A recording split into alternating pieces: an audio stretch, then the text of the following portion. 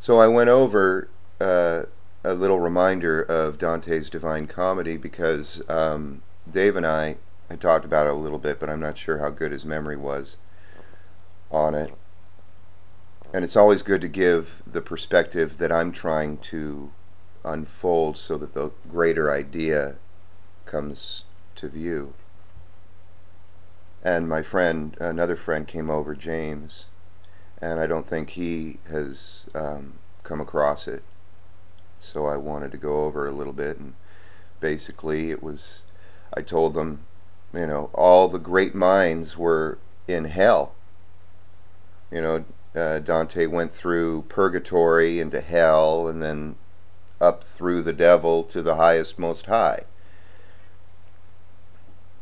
And all the great minds of the world were in hell.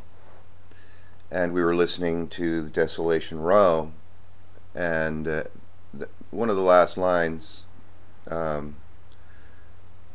the song Dylan sings is, "I don't want to receive any of your letters if they don't have a postmark from Desolation Row."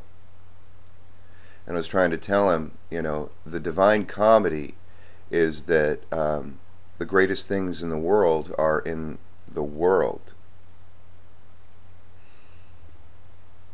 And we've got to go through it.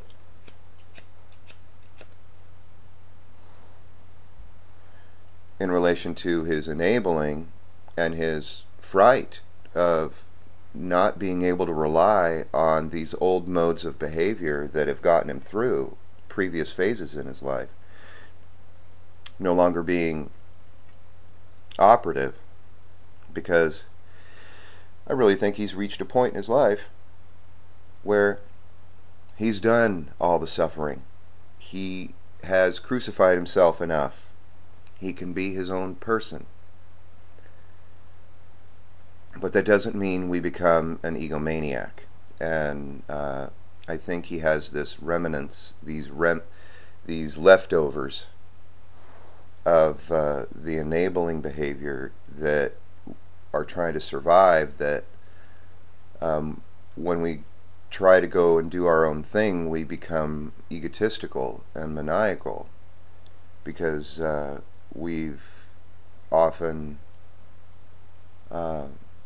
neglected ourselves for so long that, it just reminds me of a midlife crisis kind of thing, where, a guy goes through a midlife crisis, and, he's getting older, and he wants to do all these things that they say he's regaining his youth, but actually it's just outmoded behavior, struggling. We don't know where to go into the next level. We haven't. I just look at it as we get all focused on our job and our work, our career, our family, and everything, and then it leaves, and what are we supposed to do now? And we haven't been paying attention to look for object lessons, for those teachers, those elders that say, no, this is the next level, this is how it's done. And in Desolation Row, it just gives this perspective of all these terrible things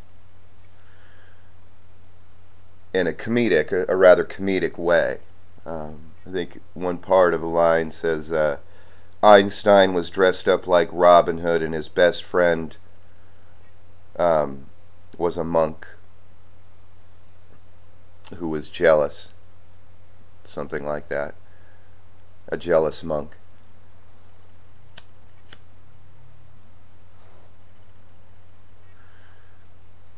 And, Einstein dressed up as Robin Hood to me, is the symbol of, trying to bring back to people the riches that had been stolen. And the idea being that as we developed at the time, we were a lot of religious doctrines were being debunked, and people were losing their faith and their belief. And that's where magic lies. That's where the awe and wonder rests, is within the faithful. And we realize that the old faith, it just doesn't have the skill set to deal with the new realities.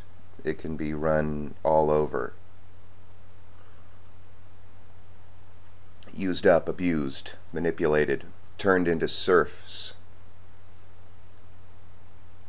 where 400 people have more riches than 150 million people.